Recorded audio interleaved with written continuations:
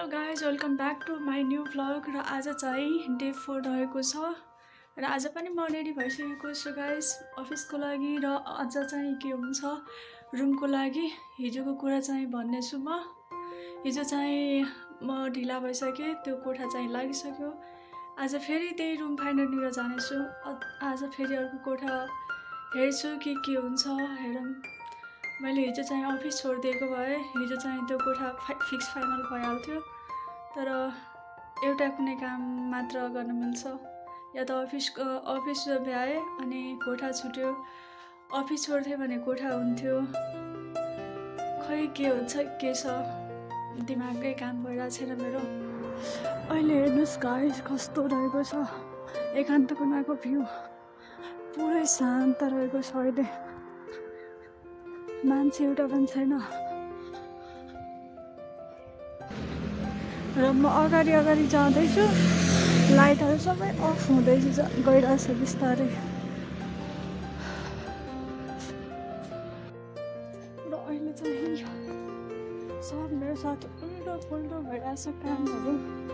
एउटा काम गरिरहेछ, एउटा काम चाहिँ छुटिरहेछ, एउटा काम गर्छु, एउटा काम छुटिरहेछ, यस्तो भइरहेछ यो हप्ताभरि नै। र यो स्ट्रगल चाहिँ मेरो जबसम्म कोठा मिल्दैन तबसम्म चाहिँ जारी रहन्छ र त्यति बेलासम्म मलाई गाह्रो झन्नै धेरै गाह्रो हुनेछ।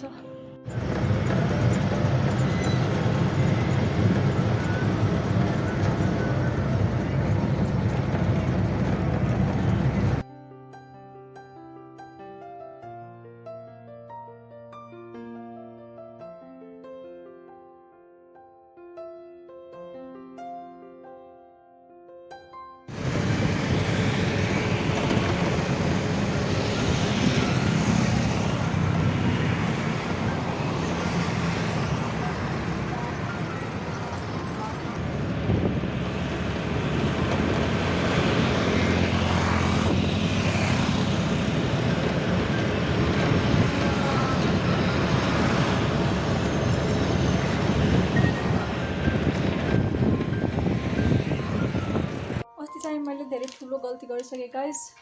के भन्नु, अस्ति म चाहिँ गइसकेको हुन्थेँ बेलुका नै, भने म एडभान्स दिइहालेको भए हुन्थ्यो भने आज सरिहाल्थ्यो कोठामा। मेरो यो टेन्सन चाहिँ सकिन्थ्यो आज, तर यो टेन्सन कहिले सकिन्छ अझै पनि थाहा छैन। हेरौँ कहिले सकिन्छ। यहाँ चाहिँ पकाउँदैछु चाउचाउ अनि खान्छु पहिला म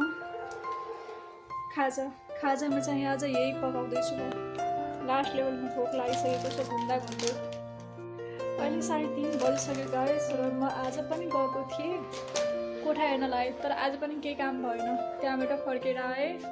कोठा चाहिँ एउटा हेराएको, तर त्यो कोठा चाहिँ मलाई मन परेन अनि हेर्न गएर पनि टाइम नै वेस्ट हुन्थ्यो। त्यही भएर म चाहिँ फर्केर आइसकेँ, भनेको कि भोलि आउँछु हेर्नलाई, आज काम छ।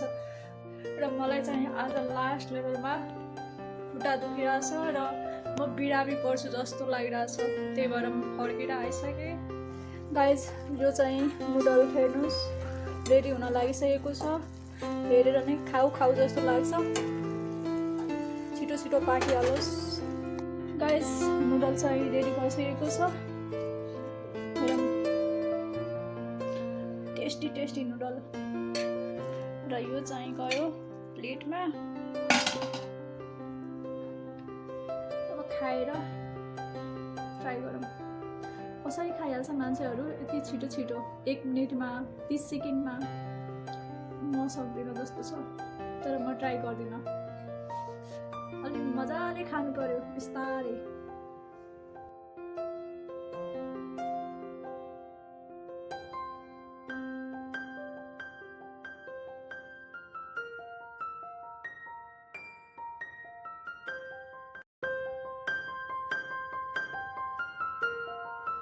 अहिलेलाई चाहिँ पुगे गाइस।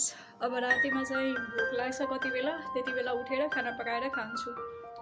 9-10 बजीतिर सक्दो चाहिँ उठेर खाना पकाएर खान्छु, नभए त भोलि फेरि मलाई आजभन्दा भोलिको टेन्सन हुन्छ। आज खाँदिनँ भने भोलि म कसरी काम गर्न सक्छु। त्यही भएर रातिमा चाहिँ म जसरी भए नि म खाने ट्राई गर्छु। अलिकता रातिको चाहिँ 10 बजिसकेको छ गाइस र म अहिले चाहिँ खाना पकाउँदैछु 10 साढे 10 बज्न लागेको छ घरमा चाहिँ सबजना सुतिसकेको छ अनि कोहीसँग कुरा भएन यत्रो दिमागमा टेन्सन भइरहेछ अब के भन्नु सबले के सोचिरहेको हुन्छ कि कहाँ गइसकेको छ कि फोन रिसिभ गर्दैन भनेर र यहाँ चाहिँ म खाना लगाइसकेको छु पहिला खाना खान्छु अनि फेरि सुत्छु सुतेर भर्खर उठेको फेरि सुत्छु आजको भिडियो राम्रो लाग्यो भने लाइक गर्नुहोला सब्सक्राइब गर्नुहोला राम्रो लाग्छ भने थ्याङ्क यू फर वाचिङ